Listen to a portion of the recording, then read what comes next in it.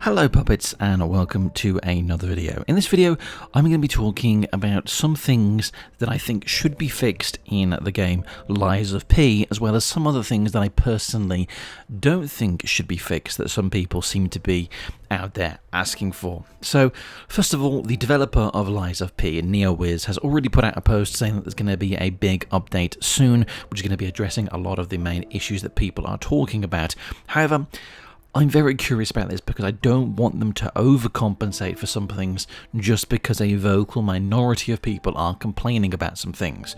One of the main things that I think is I'm going to be curious to see here is whether the developers of Lies of P do change some things because people are asking for it, even though people wouldn't necessarily ask for certain changes to be made if it was, for example, From Software who were developing this game.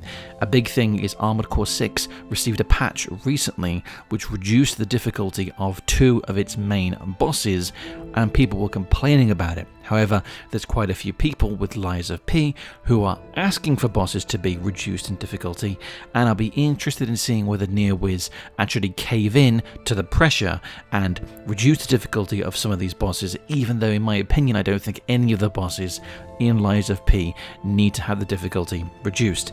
Now, things that I do think should be fixed though is, one, I think the rolls and dodge seem to be an issue for some people, and there's a lot of people out there who are saying that they want the roll to be more viable in this game because they want the option to be able to roll and dodge attacks instead of having to perfect parry.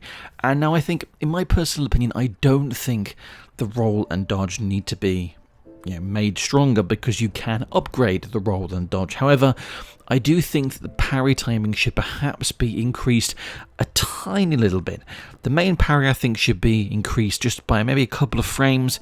The perfect parry I think definitely does need to be increased a little bit, because I think getting a perfect parry is very difficult in this game. Usually it's not too bad to get a parry, but a perfect parry is much more difficult to get. Since people seem to be asking for the roll and dodge to be upgraded and made stronger, I think the best option would for them to instead, for Neowiz to instead increase the parry timing, so therefore it's easier to parry, so the people who usually when they play a Souls-like game would be trying to roll and dodge the attacks can instead parry a little bit easier because the parry timing is made slightly easier. So therefore those people can parry instead of rolling and dodging, and that should make it a little bit easier for those people to perhaps try that approach instead of usually rolling and dodging, because this game definitely has a massive emphasis on parrying.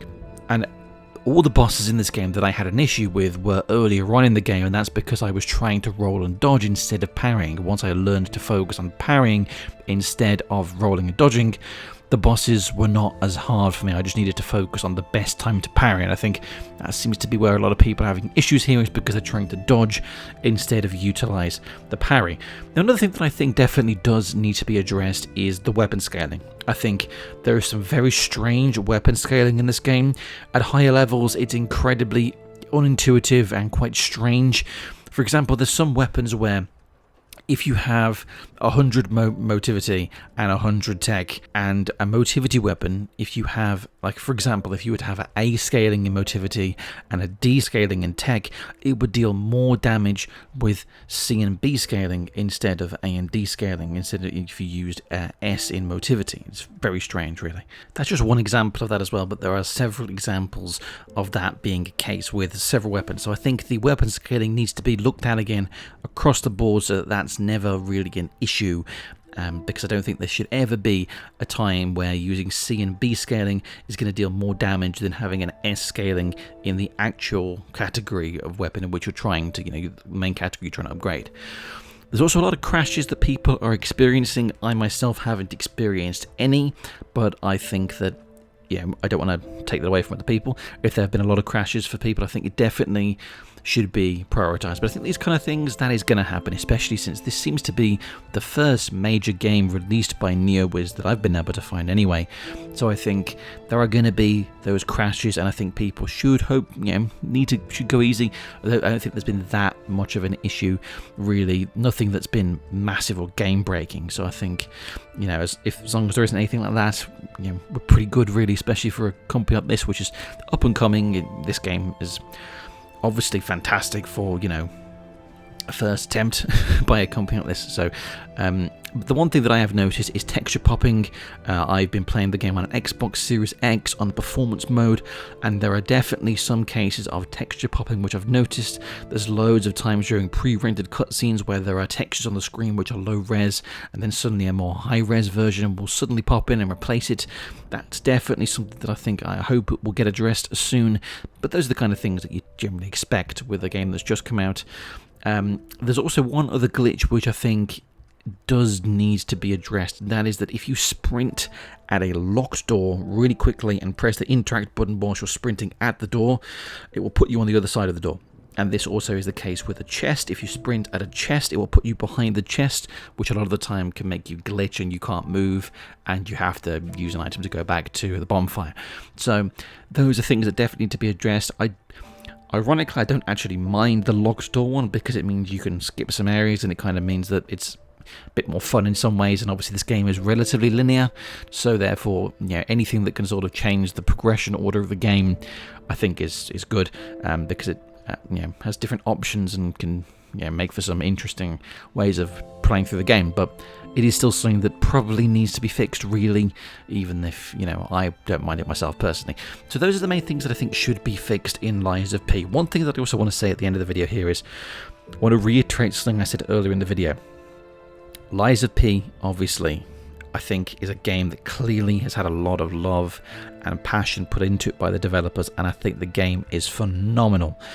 And I really don't want to see the game get butchered and have its difficulty brought down massively because people are complaining about things. There's definitely been, I mean, on the Xbox Game Store, this game was getting basically review bombed by people because it was very difficult when it first came out.